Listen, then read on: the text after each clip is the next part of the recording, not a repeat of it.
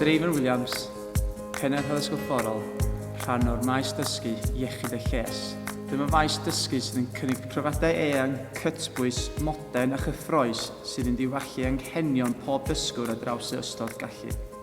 Rydym yn cynnig rhaglen eang o weithgareddau allgyrsiol gan gydweithio gyda nifer o glybiau ac asiantaethau allanol mwyn cynnig amrywiaeth o brofiadau a gweithgareddau corfforol gan hyrwyddo bywyd iach a heini'r eithaf. Yn 2018, braint enfawr ar ran yr adran oedd ennill y wobr ysgol y flwyddyn yn wobrau chwaraeon Sir Conwy.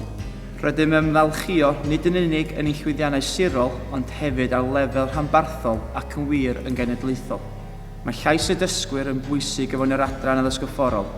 Mae'r llys ganadon ifanc yn cydweithio'n agos iawn gyda'r adran gan hybu gwerthoedd cadarnhaol chwaraeon, yn fodelau rôl sy'n hyrwyddo addysg gorfforol a chwaraeon mwyn ennyn brwdfrydedd pob dysgwr i wironi ar chwaraeon am oes.